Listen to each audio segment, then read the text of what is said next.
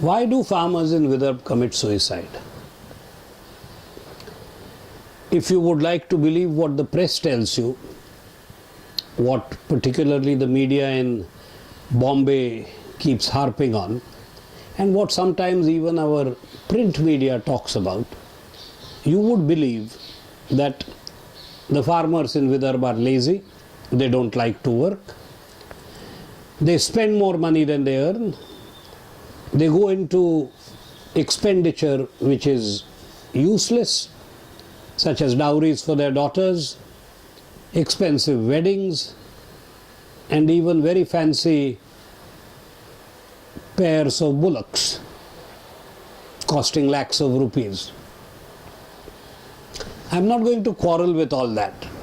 As human beings, everybody aspires to live better than what he is. In fact, hardly any of us live within our means. We all live on credit in one form or another. Most of us have the ability to pay it back. The Vidarbha farmer doesn't. But why does this happen? Why does he commit suicide? I'd like to tell you the story of Vidarbha's suicide. Vidarbha's farmers' suicide. When the British colonized India, one of the main reasons why they did so was because of the agricultural product of India. The British cultivated tea along the slopes of the Himalayas, coffee along the Karnataka, Kerala areas, poppies for opium, supplied their opium trade with China along the Gangetic belt, and of course cotton in central India, in Vidarbha, for their mills in Maharashtra. That was the time of the Industrial Revolution. The whole world had changed. Factories in England were making cloth for all of Europe, for all of America, and they needed cotton. They got it from India. Cotton farming was therefore a profitable occupation at that point of time when Indian cotton used to be purchased to feed the mills in Manchester. Just as mills in Manchester grew, the Indian businessmen realized that setting up mills for textile in India would be equally profitable. That is why a premier industrial house of today, the House of Tatas, thought it fit then to set up a factory in Nagpur. The Empress Mills was the first ever industrial unit set up by Tatas, and it was set up in Vidarbha, in Nagpur, to consume the cotton that was produced in and around this area.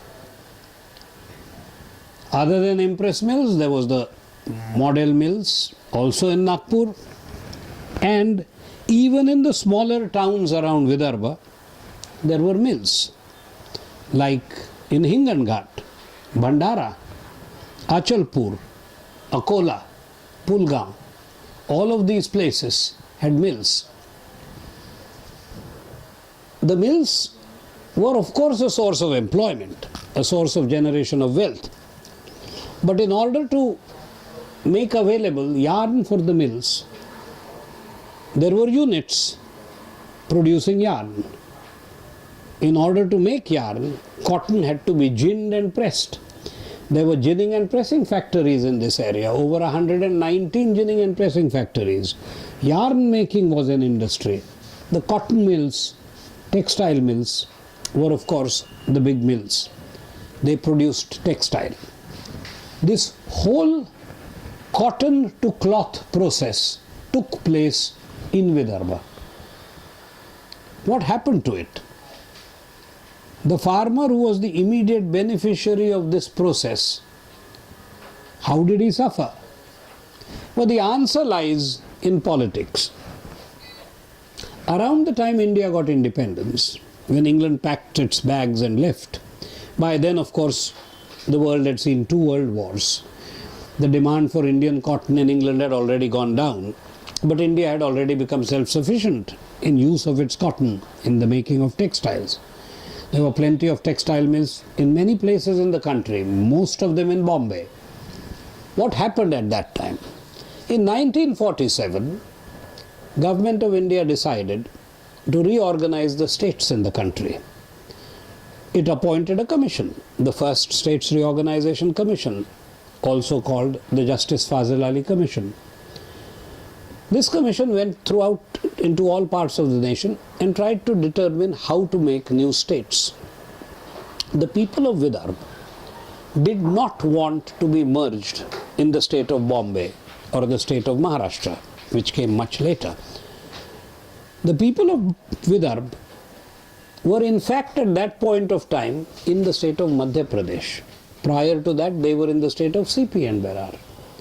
There had been a long tradition of a separate statehood that Vidarbha was enjoying. They therefore told Justice Fazil Ali that they did not want to merge in Bombay state. Loknayak Bapuji Ane and Dr. Baba Saheb Ambedkar, in fact, vociferously voiced the demand for statehood for Vidarbha, chiefly on the ground that Vidarbha is economically surplus. Vidarbha had a surplus budget at that point of time. These leaders were afraid that if it was merged in Bombay, Vidarbha's economic affluence would fail. They were scared that a rich country, a rich part of the country like Vidarbha, if merged with a poorer part of the country like Bombay and Maharashtra, would suffer. This is in fact what happened. Vidarbha was merged into the state of Bombay on 1st of November 1956 and later into the state of Maharashtra. Just like Vidarbha had been brought in into the state of Bombay, Gujarat had also been brought in into the state of Bombay. I am talking about 1956. Within 4 years, Gujarat realized that there was no sense staying in Bombay. They decided to leave the state of Bombay. And on 1/5/1960, when Maharashtra was created, Gujarat left, but Vidarbha was retained.